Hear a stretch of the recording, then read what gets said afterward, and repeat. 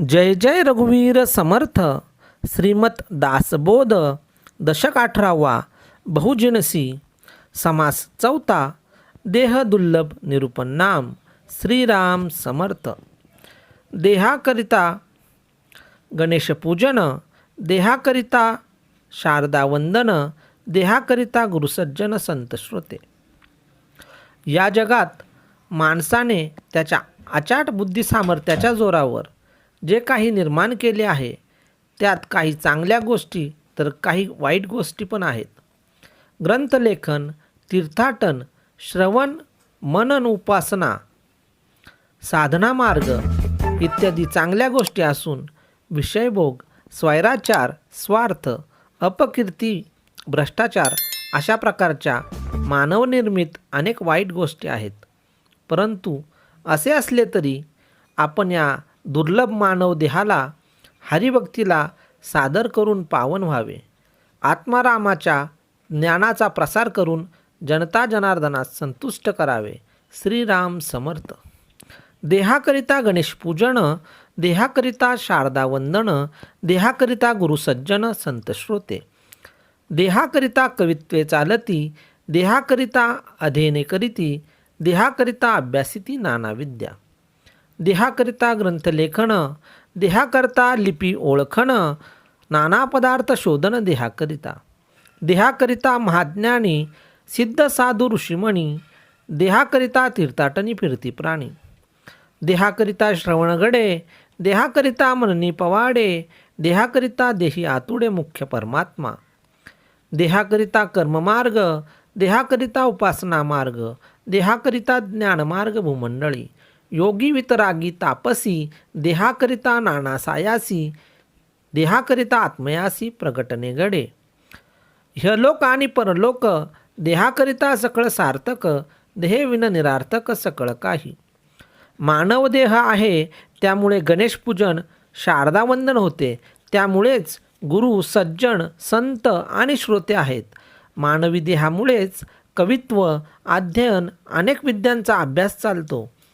मानवी देहामुळेच ग्रंथलेखन, विविध लिपींची ओळखणं, विविध वस्तूंचे आणि पदार्थांचे शोध घेणे होऊ शकते.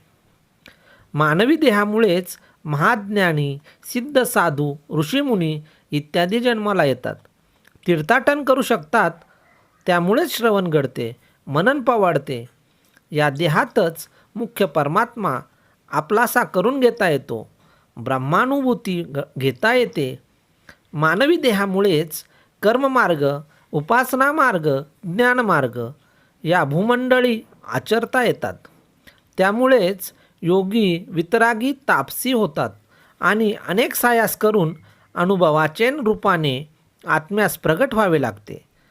इहलोक आणि परलोक या दोन्हीकडे मानवी देहामुळेच सकळ सार्थक होते, अन्यथा देहाशिवाय सकळ काही निरर्थक झाले असते. पुरश्चरणे अनुष्ठाने, गोरांजने धूम्रपाने, शीतोष्ण पंचाग्नी साधने देहाकरिता. देहाकरिता पुण्यशीळ, देहाकरिता पापी केवळ, देहाकरिता अनर्गळ सुचिस्मंत. देहाकरिता अवतारी, देहाकरिता वेशधारी, नाना बंडे पाषांडे करी देहाकरिता. देहाकरिता विषयभोग, देहाकरिता सकळ त्याग, होती जाती नाना रोग देहाकरिता. देहाकरिता नवविधा भक्ती, देहाकरिता चतुर्विधा मुक्ती, देहाकरिता नाना युक्ती नाना मते. देहाकरिता दानधर्म, देहाकरिता नाना वर्म, देहाकरिता पूर्वकर्म म्हणती जनी. देहाकरिता नाना स्वार्थ, देहाकरिता नाना अर्थ, देहाकरिता होय जे व्यर्थ आणि धन्य.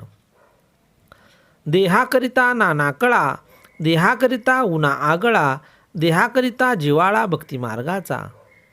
नाना सन्मार्ग साधने, देहाकरिता तुटती बंधने, देहाकरिता निवेदने मोक्ष लाभे. देहे सकळामध्ये उत्तमू, देही राहिला आत्मारामू, सकळा गटी पुरुषोत्तमू विवेकी जाणती.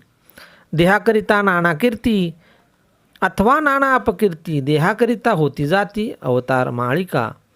देहाकरिता नाना भ्रम, देहाकरिता नाना संभ्रम, देहाचेने उत्तमोत्तम भोगिती पदे. मानवी देहामुळेच पुरश्चरणे, अनुष्ठाने, गोरांजने, धूम्रपाने, शीतोष्ण आणि पंचाग्नी साधने होतात. मानवी देहामुळेच तो पुण्यशील, पापी, अनर्गळ, स्वैराचारी, सुचिष्मंत, सदाचारी होतो. मानवी देहाच्या साह्याने अवतार होतात, अनेक वेश घेता येतात, अनेक प्रकारची बंडे आणि पाखंडे या देहाकडूनच होतात. या देहाचे विषयभोग घेता येतात, सकळ गोष्टीचा त्याग करता येतो. या देहालाच अनेक रोग होतात व बरे पण होतात. या मानवी देहामुळेच नवविधा भक्ती करता येते, चतुर्विधा मुक्ती साधता येते. नाना प्रकारच्या युक्ती आणि मते या देहामुळेच शक्य होतात. मानवी देहामुळेच दानधर्म करता येते, अनेक वर्म रहस्य उलगडतात. या देहसंबंधानेच पूर्व कर्माची भाषा लोक बोलतात. या देहाने अनेक स्वार्थ साधता येतात. मोक्षादी प्राप्तव्य हा अर्थ, यासह जीवन वाया जाणे वा सार्थकतेने धन्य होणे या देहामुळेच घडते. देहामुळे अनेक कला शिकता येतात. उणेपणा किंवा भारदस्तपणा या देहामुळेच लाभतो. जिव्हाळा आणि भक्तिमार्गाचा भाव या देहामुळे व्यक्त होतो. मानवी देहामुळेच अनेक सन्मार्ग साधने साध्य होतात, अनेक बंधने तुटतात, आत्मनिवेदनाने मोक्ष लाभ होतो. हा मानवी देह इतर सर्व देहामध्ये सर्वोत्तम आहे. याच मानवी देहात आत्माराम राहतो. सकल देहरूप घटात पुरुषोत्तम राहतो हे विवेकी पुरुष जाणतात. मानवी देहामुळेच अनेक प्रकारची कीर्ती आणि अपकीर्ती यांचा लाभ होतो. या मानवी देहामुळेच अवतारांची मालिका होते आणि जाते. या मानवी देहामुळे देह तादात्म्यादी नाना भ्रम भासतात, तसेच मृगजळासारखे अनेक संभ्रम होतात. या मानवी देहामुळेच उत्तमोत्तम पदांचा उपभोग घेता येतो. देहाकरिता सकळ काही, देहाविन काही नाही. आत्माविरे ठाई ठाई नवताच जैसा. देह परलोकीचे तारू, नाना गुणांचा गुणा करू, नाना रत्नांचा विचारू देहाचेने. देहाचेन गायन कळा, देहाचेन संगीत कळा, देहाचेन अंतरकळा ठाई पडे.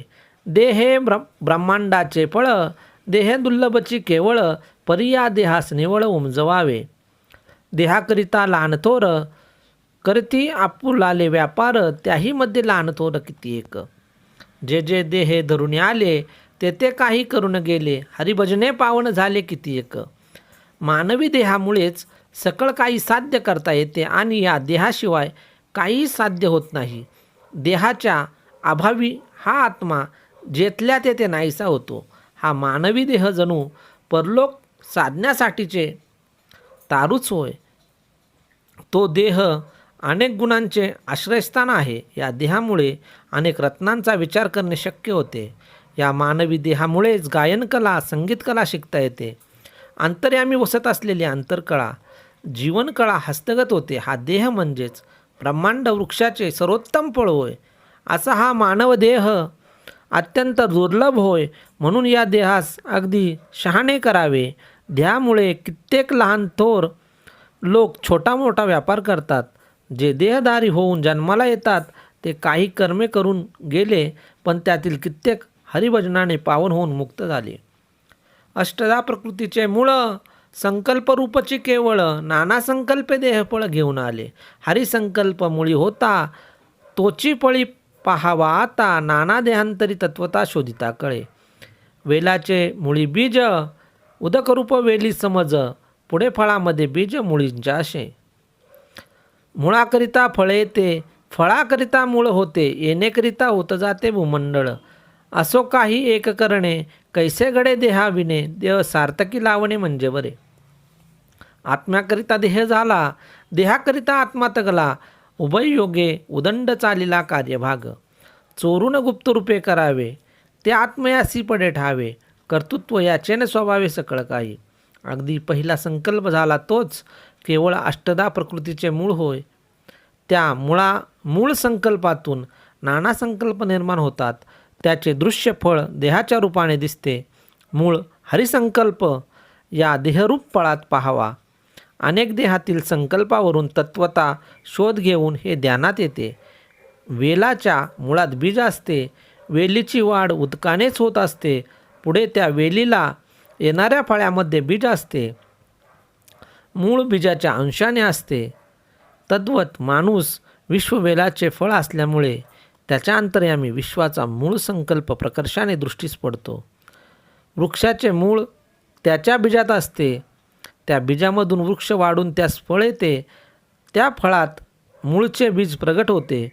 अगदी याच प्रकारे या भूमंडळातील सर्व घटना होत असतात व जातात. या देहाशिवाय काही करता येत नाही हेच खरे. म्हणून मानवदेह सार्थकी लावावा म्हणजे सर्व काही बरे होते. या आत्म्यामुळेच देहास जन्म घ्यावा लागतो आणि या देहामुळेच आत्मा तग धरतो. याप्रमाणे उभययोगाने फार मोठे कार्य घडून येते. अगदी चोरून आणि गुप्त रूपाने जरी काही केले तरी अंतरात्म्यास माहीत होतेच. सगळे कर्तृत्व अखेर स्वाभाविकपणे या अंतरात्म्याचेच असते. देहामध्ये आत्मा असतो. देहे पूजिता आत्मा तोषतो. देहे पीडिता आत्मा क्षोभतो प्रत्यक्ष. आता देहावेगळी पूजा पावेना, देहाविन पूजा फावेना. जनी जनार्दन म्हणून जना संतुष्ट करावे. उदंड प्रगटला विचार, धर्मस्थापना तदनंतर. तेथेच पूजेचा अधिकार पुण्यशरीरी. सगट भजन करू येते, तरी मूर्खपण अंगी लागते. गाढवासी पूजिता कळते काय त्याला. पूज्य पूजेसी अधिकार, उगेची तोष व्हावे इतर. दुखवू नये कोणाचे अंतर म्हणजे बरे. सकळ जगदांतरीचा देव, क्षोभता राहाव्या कोठे ठाव. जना वेगळा जनास उपाव अनिक नाही. परमेश्वराचे अनंत गुण, मनुष्य काय सांगावी खुण. परंतु अध्यात्म ग्रंथ श्रवण होता म्हणजे. या देहामध्ये अंतरात्मा राहतो. देहाची पूजा केल्यास आत्म्यास संतोष होतो. देहाला पीडा झाली तर आत्मा क्षोभतो. याचा प्रत्यय अनुभव येतो. देहाशिवाय आत्म्याला पूजा पावत नाही. देहाशिवाय आत्म्याची पूजा करता येत नाही. जनी जनार्दन असतो हे ध्यानात घेऊन लोकांना संतुष्ट करावे म्हणजे परमात्मा प्रसन्न होतो. धर्माधर्म, आत्मनात्म इत्यादी उदंड विचार प्रगट होऊन त्याचा सतत विचार करणारा आणि तदनंतर धर्म स्थापन करणारा मनुष्यरूपी देहमंदिराचा जीर्णोद्धार करणारा साधक हाच पुण्यवान असतो. या पुण्य शरीरास पूजा करून घेण्याची योग्यता असते, अधिकार असतो. सरसकट सगळ्यांनाच पूज्य मानून आपण बजू लागलो तर आपल्या अंगी मूर्खपणा येते. आपण एखाद्या गाढवाची पूजा केली तर त्याला काहीच कळत नाही. जो पूज्य असेल त्याला पूजा घेण्याचा खरा अधिकार असतो. असं जरी असलं तरी कोणाचे अंतर न दुखवता सर्वांना मान देऊन संतुष्ट ठेवावे. जगदांतरी राहणारा देव जर शोभला तर या जगात राहावयास माणसाचे जीवन चालण्यास दुसरा कुठला उपायच नाही. परमेश्वराचे अनंत गुण आहेत. माणसाला त्याच्या सगळ्याच खानाखुणा कशा सांगता येतील. परंतु अध्यात्म ग्रंथाच्या श्रवणाने थोडे काही परमात्म स्वरूपाचे आकलन होते. परमेश्वराचे अनंत गुण, मनुष्य काय सांगावी खुण. परंतु अध्यात्म ग्रंथ श्रवण होता उमजे. इति श्रीदास बोधे गुरुशिष्य संवादे देह दुर्लभ निरूपण नाम समास चौथा. जय जय रघुवीर समर्थ.